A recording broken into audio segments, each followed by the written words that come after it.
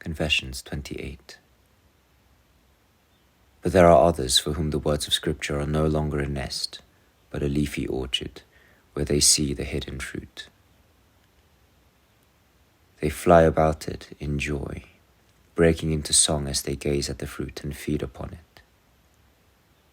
For when they read or hear these words, they see that you endure, constant and unchanging, supreme, above all past or future time, and yet there is no temporal creature that was not of your making.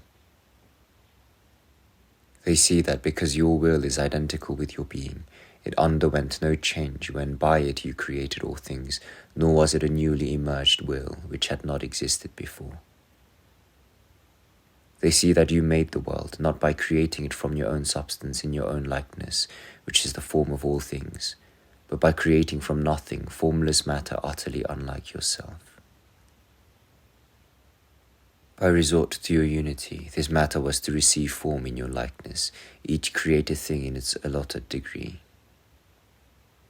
All things were thus to be good, whether they remain close to you or at different degrees of distance from you in time and place, undergo or themselves cause all the wonderful variations which take place in the world.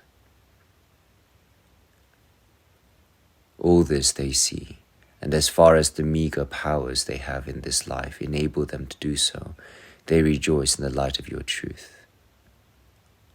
Some of them, reading the words, "In the beginning God made heaven and earth," understand beginning to mean wisdom, who also speaks to us.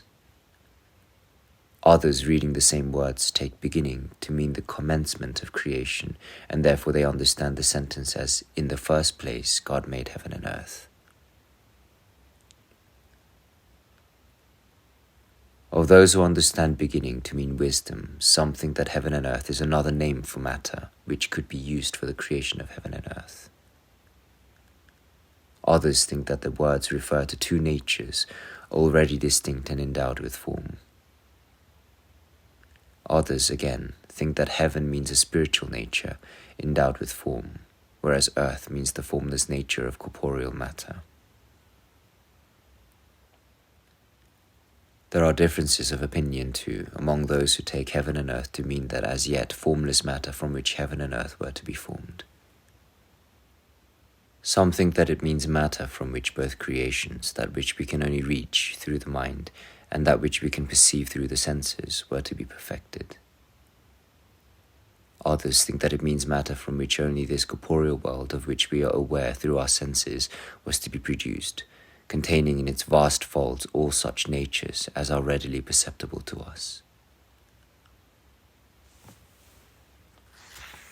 There is also disagreement among those who think that heaven and earth, in this context, means heaven and earth already formed and disposed in due order.